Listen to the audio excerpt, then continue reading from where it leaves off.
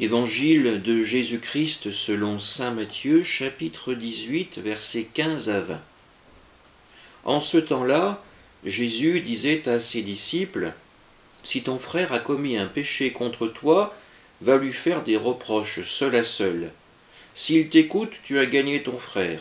S'il ne t'écoute pas, prends en plus avec toi une ou deux personnes, afin que toute l'affaire soit réglée sur la parole de 2 ou 3 témoins.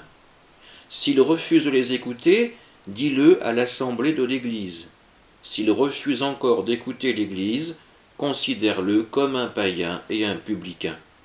Amen, je vous le dis, tout ce que vous aurez lié sur la terre sera lié dans le ciel, et tout ce que vous aurez délié sur la terre sera délié dans le ciel.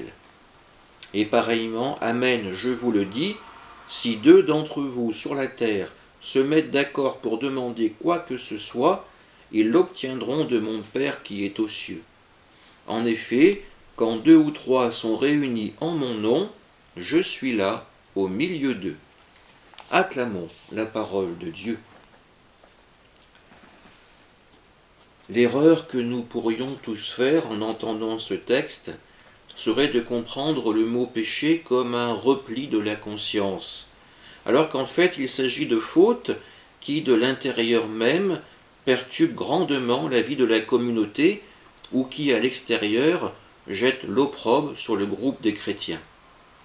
L'Église dont il est question ici n'est pas une simple vue de l'esprit, mais désigne bien un groupe local bien réel. L'exclusion prononcée alors contre un frère ne s'assimile pas à un jugement divin. Il signifie simplement que tout a été tenté avec le frère incriminé.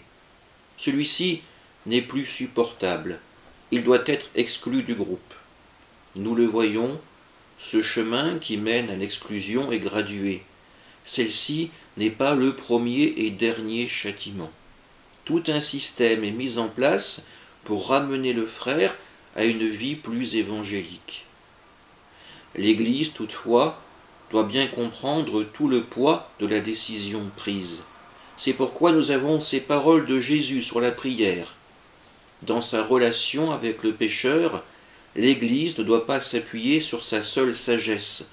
Elle doit aussi savoir se mettre à l'écoute de la sagesse de Dieu par sa prière, en lui demandant que cette correction fraternelle puisse porter du fruit dans le cœur et l'âme du frère égaré.